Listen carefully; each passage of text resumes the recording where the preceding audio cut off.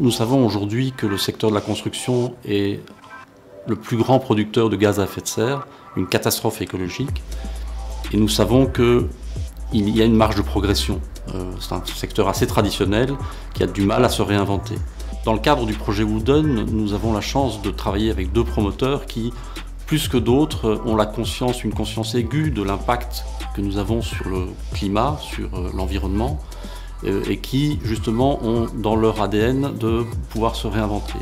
Nous avons pu expérimenter la construction bois que nous mettons en œuvre déjà depuis une dizaine d'années et qui est une alternative vertueuse à la construction traditionnelle. Le projet Wooden, c'est un projet qui est situé à Leudelange, la ville de Leudelange au Luxembourg. C'est un immeuble de bureaux dans lequel il y avait une ambition écologique assez importante. Et ces deux promoteurs ont voulu aussi expérimenter. En tout cas, c'est une première au Luxembourg. C'est le premier projet de cette importance qui se construit au Luxembourg en bois. Donc on est parti du principe que pour éviter le contreventement du bâtiment, on allait utiliser un exosquelette qui est une poutre treillie en bois, mais on a fait le choix de la montrer. C'est pour ça qu'on parle d'exosquelette, de montrer la structure, mais de l'emballer dans une boîte en verre pour à la fois créer une interaction entre l'intérieur et l'extérieur. Le devoir d'innovation, qu'est-ce que ça veut dire? Ça veut dire que chaque projet est un prototype. Chaque projet est du sur-mesure par rapport à un contexte, par rapport à une ambition, et c'est un prototype sur lequel nous allons pouvoir étudier finement la manière dont les matériaux sont mis en œuvre et la manière dont on peut optimiser leur impact écologique.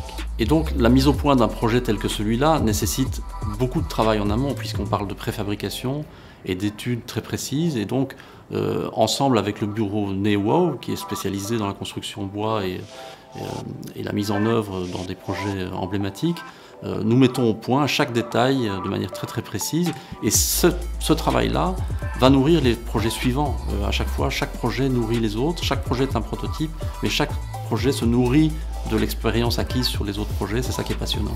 On est en poutre treillis bois en façade, à l'intérieur on est en poteau-poutre, les planchers sont en CLT, qui est du bois croisé lamelé collé, du bois massif en plancher. Toutes les techniques sont intégrées dans le plancher, donc on a des îlots de plafond froid et des convecteurs qui sont encastrés dans le sol pour le confort de l'occupant.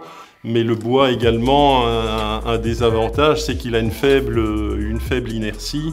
Donc ce qui nous a amené à réfléchir sur la protection du bâtiment, la protection des façades pour éviter les surchauffes en été. Donc les façades qui sont les plus exposées, on a rajouté des panneaux opaques qu'on a travaillé en alternance avec le vitrage, un peu comme une partition de musique de manière aléatoire, tout en conservant le côté très ouvert du bâtiment sur la nature environnante. On s'est basé sur la biophilie, qui est vraiment l'impact positif que peut avoir la nature sur l'humain. Donc c'est tous les matériaux naturels, le bois, les espaces verts. Donc on a voulu placer l'utilisateur dans un univers paysager. Et ça correspond aussi au mode de travail de demain. Les gens se préoccupent du bien-être, ils se préoccupent de la qualité de vie au travail et ça crée une attractivité par rapport aux espaces de travail. C'est vraiment créer des vrais lieux de vie au travail. Et donc notre travail, c'est de créer les conditions du bien-être, créer les conditions de l'épanouissement individuel et collectif et de l'interaction entre les individus qui vont faire que l'entreprise va bien fonctionner et va bien fonctionner sur le long terme et que les gens vont être fidèles et fiers de travailler dans cette entreprise. C'est tout notre travail, faire en sorte que ce projet soit non seulement bénéfique pour la planète, pour l'environnement, mais aussi bénéfique pour le social, l'humain, l'interaction entre les individus.